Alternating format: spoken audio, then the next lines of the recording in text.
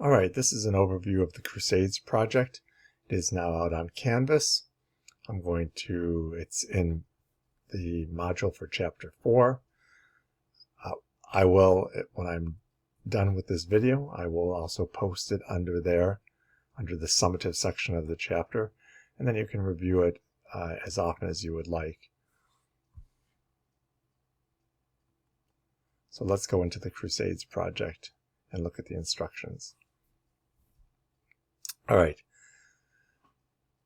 The objective of this project is for you to explore the causes, events, and legacy of the Crusades while analyzing them through a Catholic historical and theological lens. They will evaluate, that is, you students will evaluate both the spiritual motivations and moral complexities of the period. So let's go through what we're looking at here. Now, you're going to be doing a presentation. You can do it in Canva or PowerPoint, whatever you want. But you're going to be producing slides here. A couple things I want you to notice. One is that you'll see that after each section, you'll see there are 15 sections here. That each section, you have to do one or more slides. Okay, so it lets you know in parentheses how many slides you can do. We don't want this thing to run, it's not going to be 5 slides, and it's not going to be, and it shouldn't be 60 slides either, right? You have to learn to kind of condense things a little bit. Now, what you have for each section are some hints, some ideas, some questions to answer when you're doing each section, right? You can add to this as well. You may want to, as you're doing your research, you may find it necessary really to add more. An overview of the Crusades. Here you have some, I'm not going to read the entire thing, you can read, but what were the Crusades, when did they occur, who was involved, anything else that you want to add to that, you can. This really should only take a couple of slides, just a basic overview of the Crusades. Okay. What were the causes of the Crusades? Why did Catholics go on crusade? And then as you're going through and doing research, you're going to come across the idea of pilgrimage, penance, and defense of holy sites, and you want to expound on that a bit. All right. You're only going to do so much here, right? Because we're talking about doing a presentation. But you have to explain it well. Consider having a number of bullet points here. Have good explanations. You may find, because I am asking for at least one image for each section. All right, I have that at the bottom. But each section, on the title slide, you have to have an image, an appropriate image for this. Overview of the Crusades, you have 2 slides. At least one image amongst those 2 slides. You can put slides on every, you can put images on every slide if you wish. Okay, but at least one image. And also when you, if the image is some work of classic art, you should put the provenance of it, okay, as you've done in the past. So that is, you found a great classic piece of art, put in there who, the name of the artwork, who painted it, and when it was painted. You should include that as well. That's not true for every image. There are some images you might use that will be just, descriptive. It might be a chart or something, or a map. That's another matter. But you should explain your image, most of your images at least, anyway, if they're not really self-explanatory. So anyway, you just go through this, right? You have, as I scroll down here, as I mentioned, you have 15 different sections that go from anywhere from 1 slide to 4 slides. Okay. Later Crusades, because there are a bunch of Crusades, depending on how you number them, you'll want to sort of outline those a bit as well.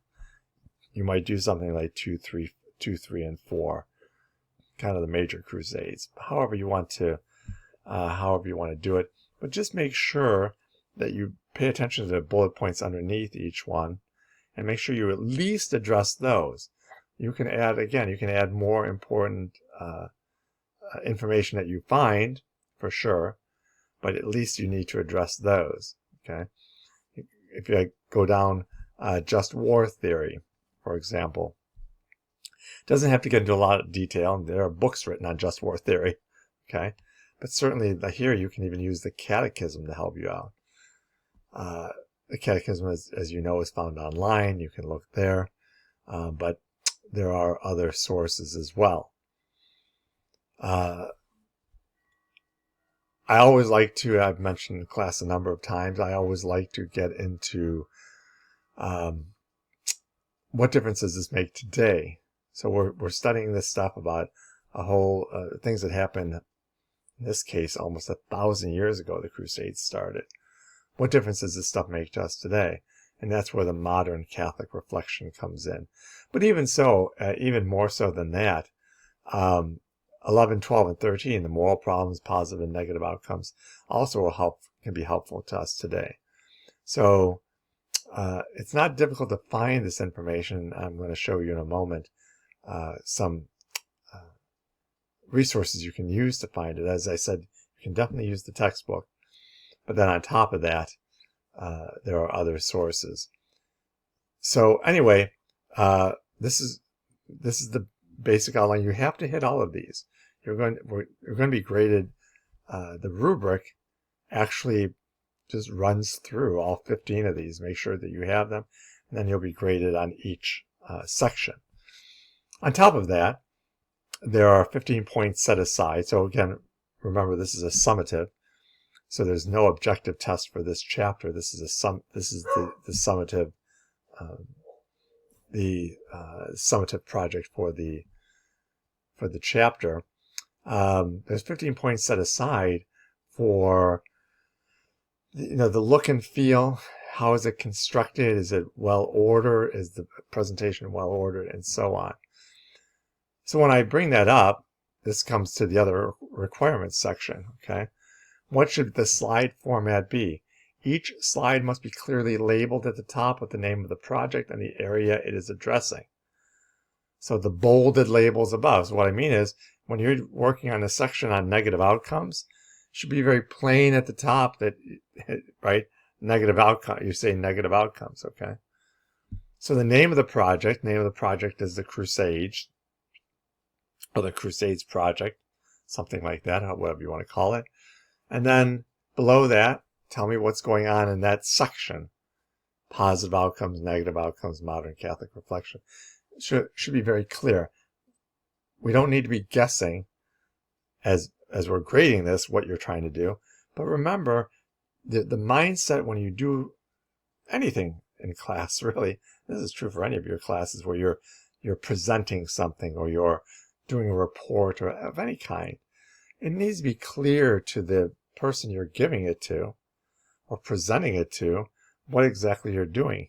Okay, person shouldn't have to be guessing. You shouldn't have to go through a lot of explanation in your presentation and say, oh, this is what I'm doing here. It should be plain on the slide. Okay, so each slide must be clearly labeled at the top with the name of the project and the area it is addressing. The slides are to be numbered. All right, and these Canva and a PowerPoint gives you a way to automatically have the slides numbered, so that shouldn't be a problem. As I mentioned earlier, there must be at least one image in the presentation for each of the sections, not necessarily each of the slides. Where there's 15 sections, you might end up having 25 slides. All right, you can put one on each slide. It's what I tend to do in my presentations. But the idea is to have one relevant image. Do not put a bunch of generic images, right? If you're talking about a positive outcome, for example, show something, where it's positive. Based on what you have put on the slide, maybe you then do a Google search on that particular thing, okay? Protection of pilgrims, for example. Well, you can find something related to that. Or a negative outcome, violence. So if there's a particular bloody scene where the Crusaders were acting immorally, I'm sure you'll be able to find a painting or an image of that as well. Okay, and so on. So find something relevant to each slide or to each section. Now, I say, see the presentation lectures posted in each module on Canvas for a good example of the slide format desired. So let's go back. Okay, I'm going to go to modules. And you're familiar with this already because you've used these as study guides in the past. But for example, here, let's go ahead and open up the History of the Church Chapter 4 PDF. So this is the presentation the lectures have been based on. Okay, so you see how these are constructed.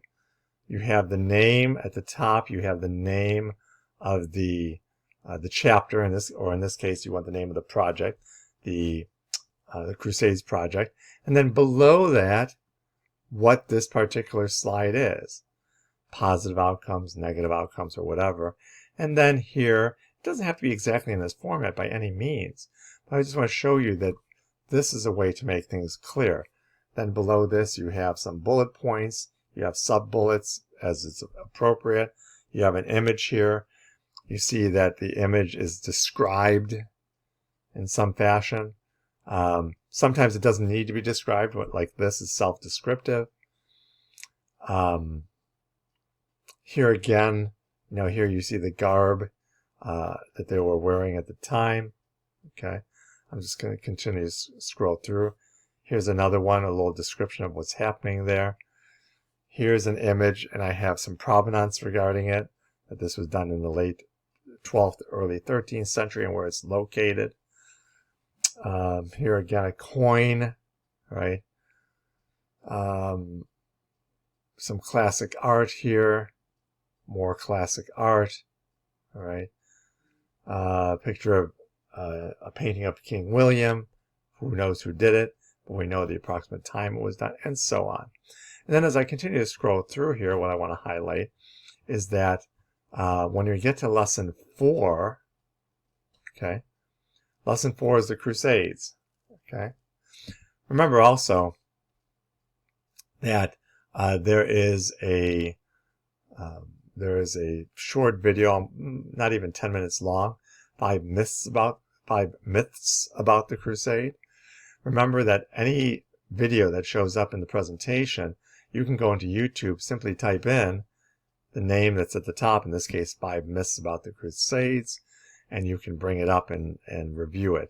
Or if you're able to copy the URL, paste it into YouTube, or paste it into your browser, you can also bring up the video if you'd like to review it.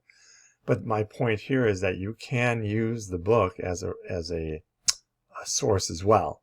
So there's an entire lesson on it, and the presentation gives you kind of an overview of it. Okay, so so you can find that helpful as well. Now let me go back to the let me go back here and jump back into the instructions for the project. All right. So what else do I say here?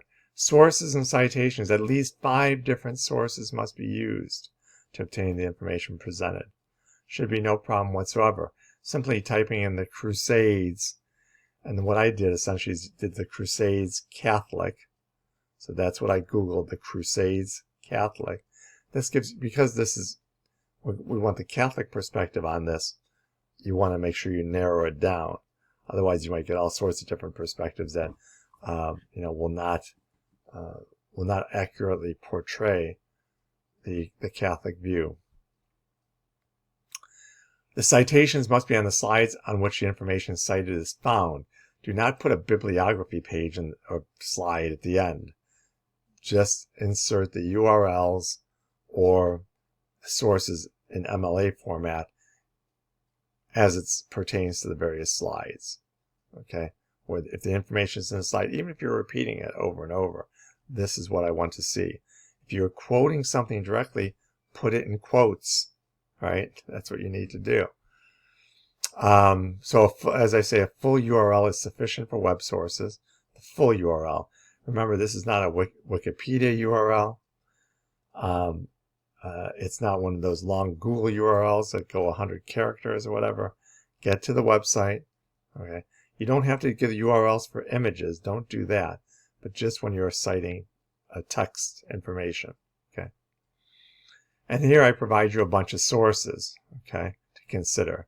These are all very solid sources, plenty of sources here, as well as some YouTube videos, and a YouTube channel actually that's on, which I just discovered, by the way, in doing this, that you can check out. You might want to use that as for sources, okay? And as I mentioned, there are also several history sources in the resources module you might check out. So let me go back to that. And notice here's the resources module. It's been out there all semester. Ecclesiastical history, church history, theology academy, kind of the history of Christianity, past uncovered. These are some other sources you could potentially use, okay? Catholic Answers I actually referred to. Catechism I already mentioned. You can find Just War Theory in there. Catholic Links is from my personal website. You might find some things of interest there. Catholic Answers definitely. But here again with Catholic Answers, if I go back into the instructions, you'll see that I use Catholic Answers, which is Catholic.com, and I just queried Crusades. And there's a ton of articles, all different sorts of perspectives on Crusades. So, and by the way, when I ask for 5 different sources, it doesn't mean necessarily 5 different websites, but you might find a couple of sources here and a couple of articles in Catholic.com that, complement each other. That's fine. That would be 2 of your sources. So just to be clear on that. But the point being is, there should be no struggle at all having 5 sources. In fact, the struggle should be narrowing it down, not finding more stuff. Okay. This is to be worked on independently or with the one partner you designated. So this is either an individual or pairs project. Don't use AI. Okay. Just don't do it. It's obvious when you do. And do not cite Wikipedia. I don't think you need to go into Wikipedia at all. Of course, it has a Crusades entry. And if you were to go into it, you would have to look at the sources it uses. But there again, I don't know that I would necessarily trust those sources. I think you're better off with all the sources I've given you, and also independently, you could Google on the Crusades. You'll find plenty without having to go to Wikipedia. Feel free to email your teacher with questions or to show your progress when you are not in class. So if it comes up, this is something I always encourage students to do, and that is, sort of check my progress. How's this looking so far? Am I on the right track? And we're happy to do that for you. But particularly use class time when both you and the teacher are in class, the prime time to come up and just say, hey, take a look at this, see am I on the right track? Are we doing this okay? I have a question about something. You have questions. You want to show the work you've done so far. Do not hesitate to do that either in class or when not in class by email. So in the end, what are you going to have? You're going to have either a Canva or a PowerPoint that you need to save as a PDF and then submit it then. And all of the, depending on whether you're A or B, it's due either Wednesday or Thursday of next week. So those under that are in theology on day A, it'll be due on Wednesday at the end of class. Those of you who are day B, it'll be due Thursday at the end of class. Those of you who are day A, this will be available to you on Thursday of this week. Day B, it'll be available on Friday. So anyway, good luck, and let us know if you have any questions.